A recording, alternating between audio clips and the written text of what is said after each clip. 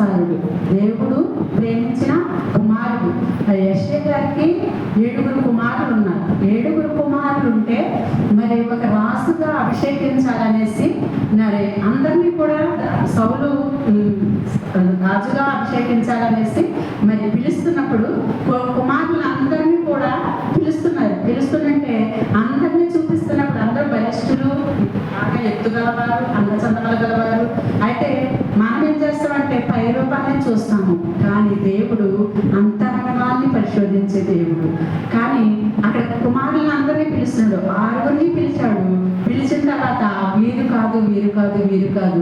అయితే ఇంటి కుమారులందరినీ పిలిచాను, మరి ఇంకా ఎవరైనా ఉన్నారా నీకు కుమారుడు అనేసి అంటే ఎందుకు పనికిరాని వాడు బడిలో ఉంటాడు, దొడ్డులో ఉంటాడు అనేసి అంటే అప్పుడు అతన్ని పిలుస్తారన్నమాట. అతన్ని పిలిచినప్పుడు ఇతనే నాకు ఇష్టమైన వాడు అనేసి ఆయన్ని సింహాసనాన్ని అధిష్ఠించాడని.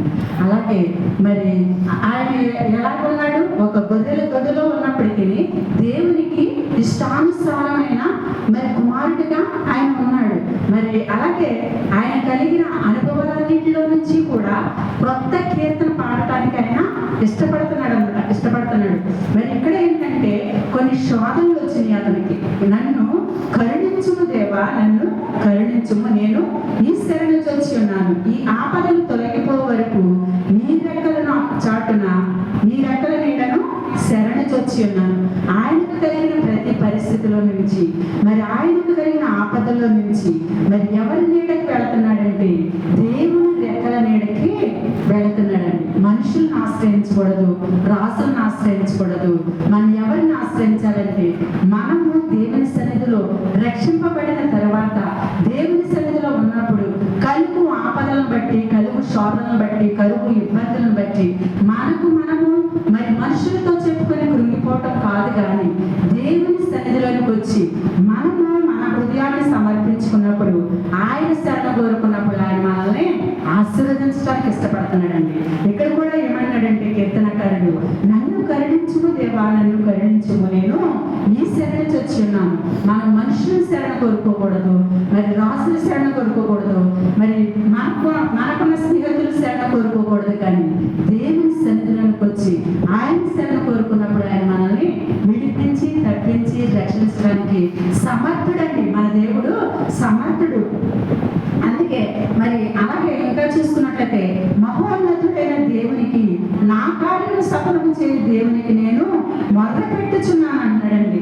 దేవుడు మన కార్యాలన్నీ కూడా దేవుని సన్నిధిలోకి వచ్చి మన జీవితాన్ని దేవునికి సమర్పించుకున్నప్పుడు మన కార్యాలను సఫలం చేసే దేవుడు.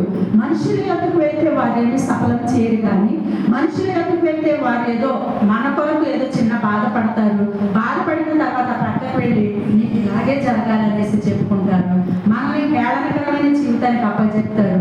అయితే దేవుని సన్నిధిలోకి వచ్చి మనం మొదలుపెట్టుకున్నప్పుడైతే దేవుడు ఏమంటాడంటే మన కార్యాలు సఫలం చేస్తాడనేసి ఇక్కడ దావీదు గారు చెప్తున్నారండి.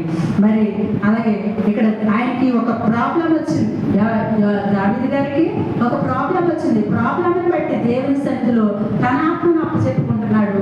తన ఆత్మను అప్పచెప్పుకున్నప్పుడు దేవుడు దాన్ని సాల్వ్ చేస్తారా, సాల్వ్ చేయరా? దేవుని సన్నిధిలోకి వచ్చి మొదలుపెట్టుకున్నప్పుడు దేవుడు మన హృదయాన్ని ఎరిగిన దేవుడు కనుక మన హృదయంలో ఉన్న ప్రతి విధమైన పాప శాపాన్ని తీసివేసి దేవునికి ఇష్టానుసారమైన బిడ్డలుగా చేయడానికి ఆయన ఇష్టపడుతున్నాడు. ఎందుకంటే నేను ఈ లోకంలోనికి పరిశుద్ధతగా వచ్చాను కనుక నేను పరిశుద్ధమైన జీవితాలు జీవించాలనేసి దేవుడు కోరుకుంటున్నాడు. మనం ఎప్పుడైతే దేవుని సన్నిధిలోకి వచ్చి మన హృదయాలు సమర్పించుకుంటామో దేవుడు మన కార్యాలు సఫలం చేయడానికి ఇష్టపడుతున్నాడండి. మరి అలాగే ఆయన ఆకాశం నుండి ఆజ్ఞ ఇచ్చి నన్ను రక్షించును, నన్ను వెనుకబోని వారు దూషణలు పలుకుదురు. దేవుడు తన కృపా సత్యములను పంపును. నా ప్రాణము సింహముల మధ్య ఉన్నది, కోపోద్రేకుల మధ్య నేను పండుకొని ఉన్నాను. వారి దంతములు శూలములు అవి అంబులు, వారి నాలుక వాడిగల కత్తి. మరి దేవుని సన్నిధిలో సాగుతున్నప్పుడు కొన్ని నిందలు వస్తాయి, అవమానాలు వస్తాయి. మరి ఎగుపరుగు వారితోటి మరి కోపోద్రేకుల మధ్య నేను ఉన్నాను అన్నాడు దావీదు.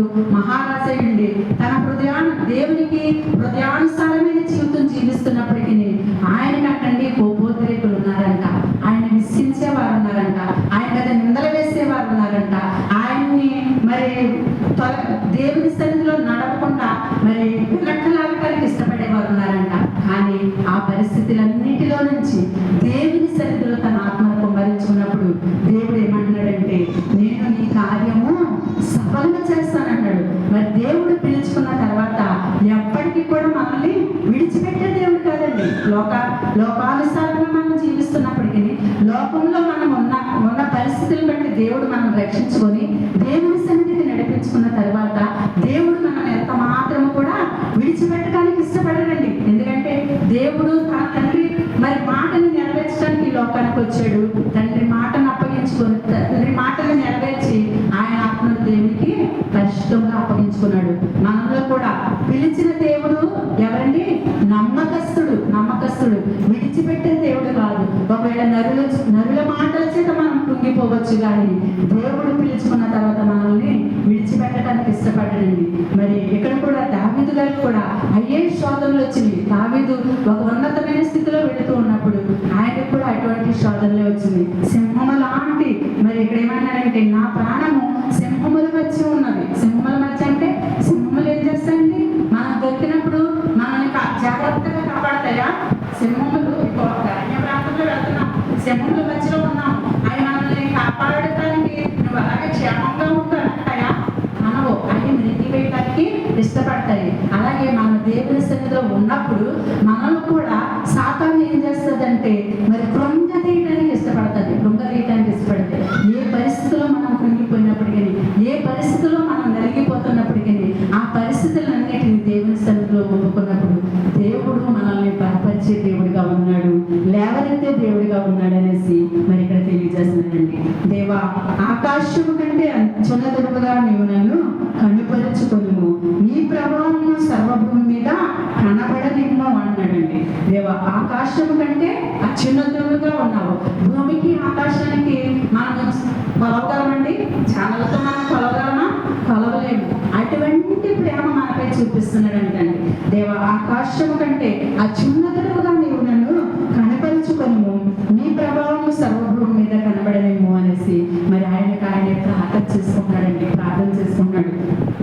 అలాగే మరి ఇంకా చూస్తున్నట్లయితే నా హృదయం నిబ్బరంగా ఉన్న దేవుని సన్నిధిలో మరి మనం సాగుతున్నప్పుడు ఇక్కడ ఏమంటాడంటే, నా అడుగులు చిక్కించుకున్నట్టుగా వారు బలపడేది, నా ప్రాణము కృంగి ఉన్నది, నా ఎదుట గుంట త్రవ్వి రానిలో తామే పడింది. మరి మొదటి విషయంలో కూడా మరి గుంట ఆయన్ని ఉరిలో పడ్డాడు. అలాగే మన పరిస్థితిలో కూడా మరి ఎవరు ఎటువంటి పిన్నాగాలు పడినప్పటికీ దేవుని సన్నిధిలో మనము స్థిరముగాను కదలంగాను ఉన్నప్పుడు దేవుడు మనల్ని ఆదరించే దేవుడిగా